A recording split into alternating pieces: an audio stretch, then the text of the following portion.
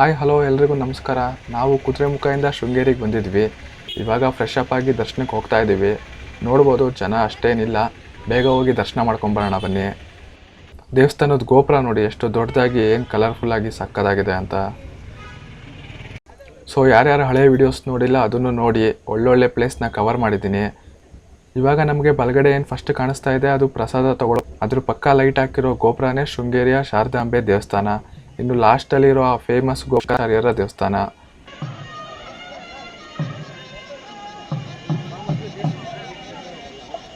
So last ಟೈಮೇ ಬೆಂಗಳೂರಿಂದ ಶೃಂಗೇರಿಗೆ ಬಂದಿದ್ದೆ, ವಿಡಿಯೋನು ಮಾಡಿದ್ದೀನಿ. ಎಷ್ಟು ದೂರ ಇದೆ ಅಂತ ಎಲ್ಲ ನಿಮಗೆ ಇನ್ನೂ ಸ್ವಲ್ಪ ಡೀಟೇಲಾಗಿ ಬೇಕು ಅಂದರೆ ಆ ವಿಡಿಯೋನು ನೋಡಿ.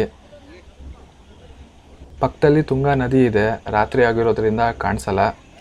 ಸೊ ಶೃಂಗೇರಿ ಬಂದು ಇಲ್ಲಿರೋ one of the best temple, ಒಳ್ಳೆ historical place. So night Sringeri ದರ್ಶನ ಎಲ್ಲ ಮಾಡಿಕೊಂಡು ಮಾರ್ನಿಂಗ್ ಎದ್ದು ಇವಾಗ ಕವಿಮನೆ ಕಡೆ ಹೊರಟಿದ್ದೀವಿ. ಕವಿಮನೆ ಅಂತ ಹೇಳ್ತಿದ್ದಾಗೆ ನಿಮಗೆ ಗೊತ್ತಾಗಿರುತ್ತೆ ಯಾವ ಜಾಗ ಅಂತ. ಗೊತ್ತಾಗದೇ ಇದ್ದವ್ರಿಗೆ ಹೇಳ್ತೀನಿ, ಕೇಳಿಸ್ಕೊಳ್ಳಿ. ನಮ್ಮ ಕನ್ನಡ ನಾಡಿನ ಹೆಮ್ಮೆಯಾದ ರಾಷ್ಟ್ರಕವಿ ಕುವೆಂಪು ಅವರ ಪೂರ್ತಿ ಹೆಸರು ಬಂದು ಕುಪ್ಪಳ್ಳಿ ವೆಂಕಟಪ್ಪ ಪುಟ್ಟಪ್ಪ ಅಂತ. ಅವ್ರ ಮನೆಗೆ ಇವಾಗ ಹೋಗ್ತಾ ಇರೋದು ನಾವು.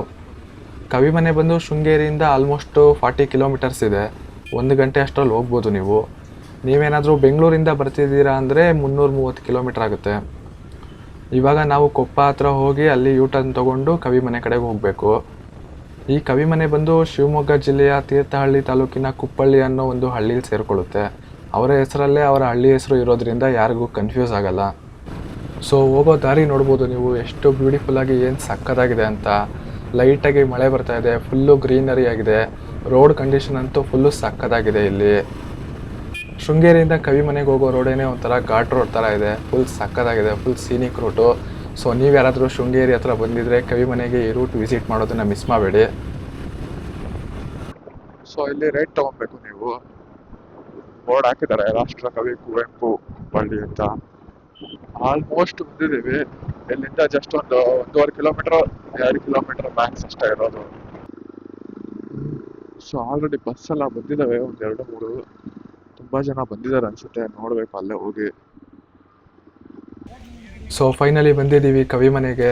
ನೋಡ್ಬೋದು ಎದುರುಗಡೆನೆ ಮನೆ ಎಷ್ಟು ದೊಡ್ಡದಾಗಿದೆ ಅಂತ. ಆ್ಯಂಡ್ ಜನಗಳು ನೋಡ್ಬೋದು, ಆಲ್ರೆಡಿ ತುಂಬ ಜನ ಬಂದು ಫೋಟೋಶೂಟ್ ಮಾಡ್ತಾ ಇದ್ದಾರೆ. ಜಾಗ ಮಾತ್ರ ಫುಲ್ಲು ಸ್ಪೇಷಿಯಸ್ ಆಗಿ, ಫುಲ್ಲು ಗ್ರೀನರಿ ಆಗಿ ಸಕ್ಕತ್ತಾಗಿದೆ. ಸೊ ನನ್ನ ಎಡಗಡೆನೇ ಅವ್ರದ್ದು ಒಂದು ಸ್ಟ್ಯಾಚು ಇದೆ, ತೋರಿಸ್ತೀನಿ ನೋಡಿ ಹೇಗಿದೆ ಅಂತ. ಸೊ ಮನೆ ನೋಡಿ, ಹಳೆಯ ಕಾಲದ ಹಂಚಿನ ಮನೆ, ಎಷ್ಟು ಸಿಂಪಲ್ಲಾಗಿ ಎಷ್ಟು ದೊಡ್ಡದಾಗಿದೆ. ಒಂಥರ ಮನೆ ನೋಡೋದಕ್ಕೇ ಮಸ್ತಾಗಿದೆ. ಸೊ ಆಲ್ರೆಡಿ ನೋಡಿ ಎಷ್ಟು ಜನ ಬಂದಿದ್ದಾರೆ.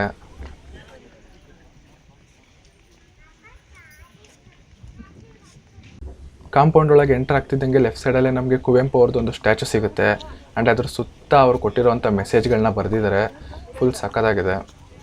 ಆ್ಯಂಡ್ ನೋಡಿ ಅವರು ಅವ್ರ ಮನೆ ಬಗ್ಗೆ ಹೇಗೆ ಬರೆದಿದ್ದಾರೆ ಅಂತ.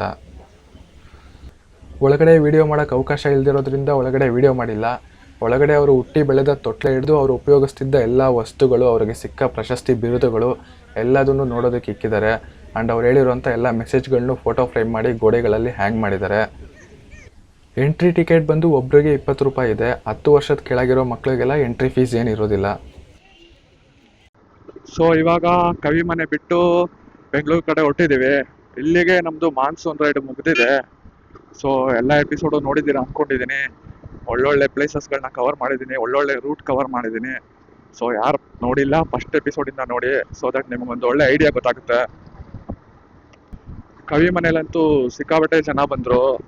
ನಾವು ಕಮ್ಮಿ ಇರುತ್ತೆ, ಬೆಳಗ್ಗೆನೆ ಹೋಗ್ತಾ ಇದ್ದೀವಿ ಅಂದ್ಕೊಂಡ್ವಿ, ನೋಡಿದ್ರೆ ಆಲ್ರೆಡಿ ಜನಗಳು ಬಂದಿದ್ರು. ಸೊ ಇಲ್ಲಿಗೆ ನಮ್ಮ ಮಾನ್ಸೂನ್ ರೈಡ್ ಕಂಪ್ಲೀಟ್ ಆಗಿದೆ. ವಿಡಿಯೋ ಇಷ್ಟ ಆಗಿದ್ರೆ ಲೈಕ್ ಮಾಡಿ, ಶೇರ್ ಮಾಡಿ, ಕಮೆಂಟ್ ಮಾಡಿ. ಇನ್ನೂ ಯಾರ್ಯಾರು ಸಬ್ಸ್ಕ್ರೈಬ್ ಮಾಡ್ಕೊಂಡಿಲ್ಲ ಸಬ್ಸ್ಕ್ರೈಬ್ ಮಾಡ್ಕೊಂಡು ಸಪೋರ್ಟ್ ಮಾಡಿ ಅಂತ ಹೇಳ್ತಾ ಮುಂದಿನ ವಿಡಿಯೋದಲ್ಲಿ ಸಿಗ್ತೀನಿ. ಅಲ್ಲಿವರೆಗೂ ಟೇಕ್ ಕೇರ್, ಟಾಟಾ, ಬಾಯ್ ಬಾಯ್.